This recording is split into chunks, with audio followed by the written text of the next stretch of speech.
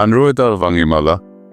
I'm from Hyderabad, and I came to Alpha for alcoholism. I've been at Alpha now for just under 5 months. So there is truth to it. This is my second time at Alpha. I did come here for a month the first time around, and see, Alpha did not change. What I'm trying to say is I came here for all the wrong reasons. So the first month went by. Alpha is a very comfortable place.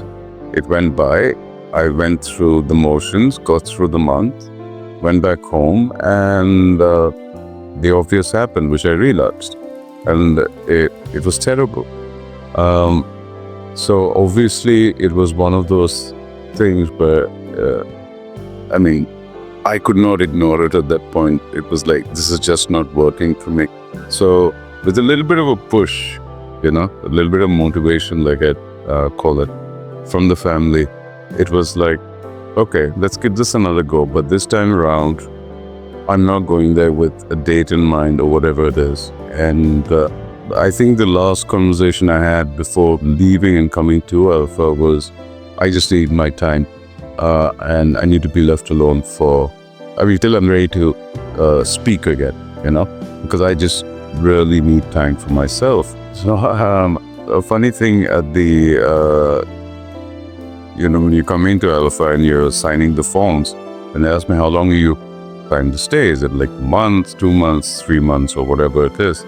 Or like indefinite period. I'll see. When I'm ready, I'll go. And they were kind of taken aback because they saw me the first time and I was like 30 days. That's all I was holding on to. And then I come out and I say indefinite. So they were a bit surprised. And I'm glad. For the first time, I actually made the right decision as an adult, okay, which was just come here, indefinite period, do whatever it takes, listen to people for a change, instead of trying to control the show. And yeah, I feel great. And I'm kind of on my way out. So I think I've had my time here. So just to give you some perspective on this, I started drinking about 22 and a half years back. And where it really became a problem, it's as the wallet got thicker, could get more alcohol. And it just went, it was natural progression, not into more and more. So I've had about, you could say around 15 years of problem drinking. And it's been horrible because whatever confidence I used to project when I came down in my career or whatever it was all fake.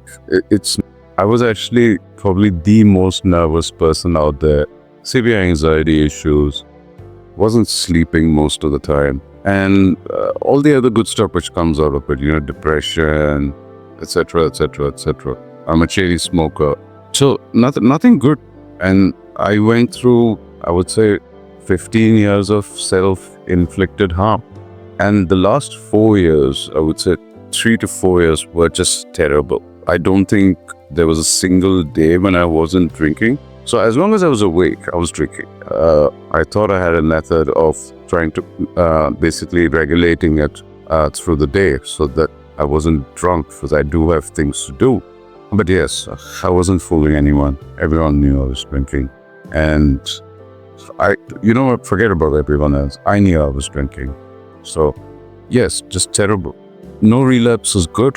So every time I would have a period of not drinking and then I would, break that streak of sorts, it's just terrible. And every relapse just becomes worse. So, yep, once I come, I'll basically talk about the second time because that's when I came into the right reasons. Yeah. So coming here with an indefinite period in mind, I think helped a lot because it just naturally then you're open to stuff because I need to do something during the day. And if I'm not, or rather not speaking to the outside world, if that's not on my agenda, I need to do something here. So what's the most logical thing to do? Go for sessions, listen, try to take even if it's just one sentence which makes sense to, as in if it made sense to me, I would just write that down and keep thinking about it. And that really helped because over a period of 3-4 months of regularly attending, every session that's there, you do pick up quite a few sentences, which make sense. And then you put them together, and then it becomes a recovery playbook of sorts. So it's worked for me, sorry. And I needed to write my own recovery playbook because I don't fit into the general or rather the other support groups which are there. For example, AA or whatever it is. I just can't commit to it. I can't do it. That's my own personal choice. So it's something which I had to sort out for myself, and to sort myself out, I needed time, and spending quality time here obviously helped. And when you say confidence, sure, I feel good now. So if you want to call that confidence, but I don't think I'll ever use that word confidence in my life again, because it can very easily tip over to overconfidence. And I'm at that point in my life, or that stage, where I cannot afford to have any setbacks, especially alcohol related. I mean, sure, setbacks are going to be there, but alcohol related, no. I've kind of exhausted all my 9 lives, and so so I kind of pushed away that confidence from my vocabulary. So the treatment at Alpha is, I would put it as it's general but yet customized. So just to give a very small brief on what one gets when they come here is 9:30 to 4 every day you have sessions with a little break in between for lunch. And then each session runs for about an hour, and they are primarily group sessions. But you do have 4 individual sessions in a week, which includes binaural feedback. So the individual sessions are exactly, goes by the name, individual sessions. So they are completely customized. You have a group of fantastic therapists here. I quite like the fact that they're experienced but not over-experienced. So that mix is there. But they're open to ideas. They're open to working with people. And it's not like, I know the playbook, you need to listen. If you don't, you're setting yourself up for failure. So at least, that's not there. So I believe that's, and that goes across the whole, the whole team is aligned with that. So they're very open to ideas. And you get a good program, designed for you. But again, I'll keep going back to this. You need to give it time. Therapy is not going to happen in, 10 sessions per session. It's not going to happen. You need to give it more time, especially considering, addiction it gets so ingrained in a person over so many years. You've got to be able to give it a couple of months at least to give therapy a chance. So with that being said, that's the individual. Then you have different formats of sessions, which are group sessions, which are primarily to kind of remind a person what those simple things in life actually mean, what they're all about. Where somewhere along the line they've actually forgotten how to live. Okay, addiction is not about drinking or smoking a joint or whatever it might be. Addiction is not about that. It's all the other things that have broken down around it, which drives us to go and drink or use whatever. It's one and the same thing. So those group sessions do help. It might sound, for someone who's newly come in, they're like, okay, why are you talking about something that I already know about? But the question I would encourage anyone who's come into the system is, there's a reason why you're here, and just hear out what people are trying to say to you, and do you really know what that means? Because I know I'd forgotten all the true meanings of these terms or words or concepts or whatever it is. I manipulated it in such a way that suited me, which suited my whatever form of my thinking, so that I could just continue using. So that's basically what I did. And so those sessions help. my favorite out of all of them, the group sessions, is expressive art. It's phenomenal, and the way it's helped me, and I'm sure a few of my colleagues who did come into Alpha to help themselves, we all just love it, because it's not just go and paint a bunch of things and come out. There are techniques in there which are genuine relaxation techniques, and me personally, I use them daily now, and I need that 1 hour during my wind down in the night. I just need that 1 hour to myself so I can practice whatever it is that I'm using for myself, and that in turn helps me sleep better. If I sleep better, I wake up better, and I have another strong day the next day. So that's all it's about, right? Sleep cycle to sleep cycle, that's all it is. So I've done 40 sessions of rTMS. In fact, I was one of the most skeptical people when rTMS was suggested to me. I was like, no, there are no waves going into my head. You're not doing anything with my brain. It's messed up already. So just leave it.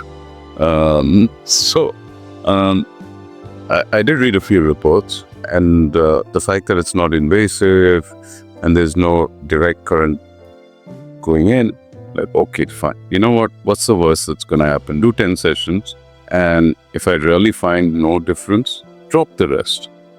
Okay, so it was with that in my mind, I decided to kind of, okay, let's go ahead with it.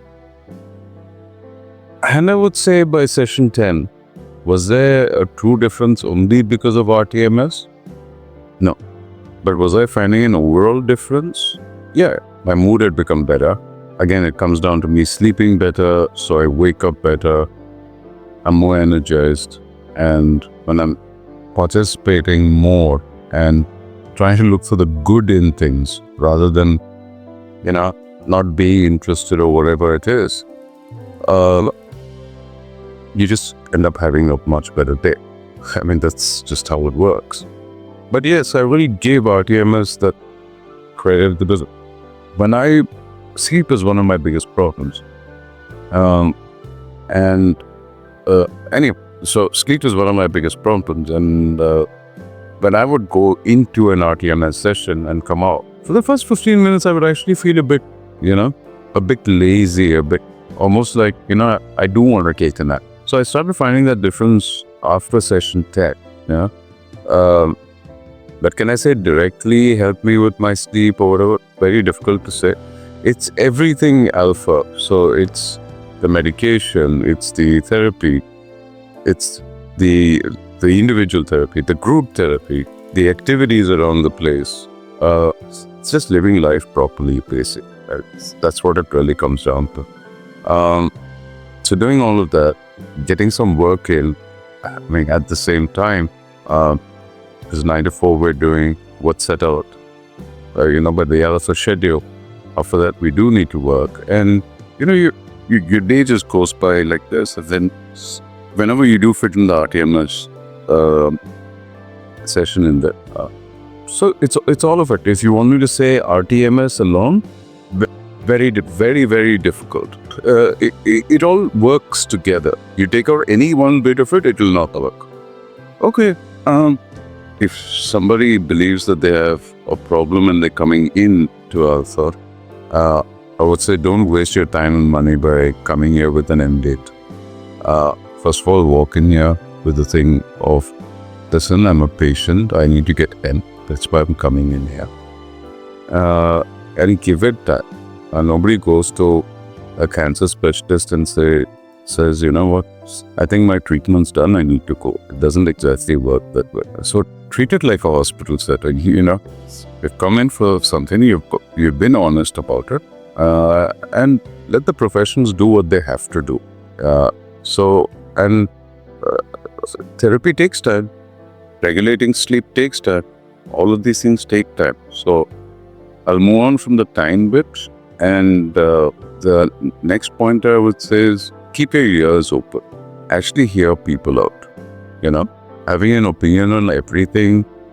I'm not saying don't have an opinion about things, but one's opinions only bring somebody here, right? So that their fixed nature has brought them there. So obviously there's something which was not going right. So you've come here to fix it. So kind of fix it and then go away. That's right. And form, maybe some better opinions. And the third thing is respect yourself. Okay. We have lived a very, I would say, disrespectful life to ourselves. We have abused our bodies. We have abused, maybe not in the literal sense, but the complete environment around us. Okay, with whatever it is we were doing, it was all in excess. So respect yourself. Okay, move away from disrespecting yourself and everything around you, and kind of build that as a core value around this. So, I would really put a lot of emphasis on that. And start practicing that here, It's just the way you speak to people or the way you speak to yourself. When I say speak, I'm not saying necessarily yapping away. I'm just talking about, the internal dialogue. Be kind, Anyway, these are things which we get from therapy here. And don't ever be afraid to ask for help. Not everyone gets it right the first time. Sometimes it takes a couple of goes. So don't be afraid to ask for help. And asking for help before the sin is committed is a lot easier than asking for help after the sins. After your sin.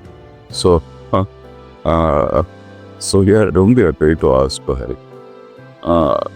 So that's one. The second one, I don't fit into any one book or any thought process of group sobriety or one rule fits all sort of a thing. So I do not relate. Of course, there's a lot. Sorry, I'll start off with what I relate with. Of course, there are a lot of things of Alcoholics Anonymous or any other support group for that matter. I agree to most of the points, but if it's put into a rigid system, which if I start fighting, it's a bit counterproductive for me. So that's when I was like, okay, what do I really want? My ultimate goal is to die sober. Okay, so let's get to the ultimate goal. Okay, and dying sober does not mean, okay, fine, that week 10 days before actual death you're sober. It means actually living sober for a bit prior to that. So that's kind of the thing. So I was like, okay, if that is what I want, then there are certain things that I have to do to make sure I don't pick up that drink. Yeah, and I don't live life the way I was living life. So that's what I've been trying to figure out and piece together. Is it anything foolproof? No, but I'm confident with continuing therapy. It's not like once you leave here, you're graduated. There's no graduation from addiction. Continuing therapy, being regular with doctors, and not messing around with the medications, taking them regularly as prescribed. So all of these factors, and living life with certain amount of rules. So put all these together, I should be okay. Like I said, sleep cycle to sleep cycle, I should be all right for the most part. Let's put it that way. Cautiously optimistic. I don't really care about coming out and saying, I'm an alcoholic. Come on, let's admit one thing. Me as an alcoholic, I'll admit it to myself. I'm not looking at a collective agreement on this. So, we drank shamelessly. I drank shamelessly. I used to be the first one who was drunk. I used to be drunk all the time. I used to drink in the morning. I used to drink when I was happy. I used to drink when I was sad. I used to drink on any day that ended with day. Okay, so when I was so shameless about drinking, I'm going to be 2 times or 3 times more shameless about my recovery. So for me to go out and say I'm an alcoholic, I'll actually wear that tag quite proudly. Just put out alcohol. But I'm at least doing something about it. Or I'm at least trying. That's all about it.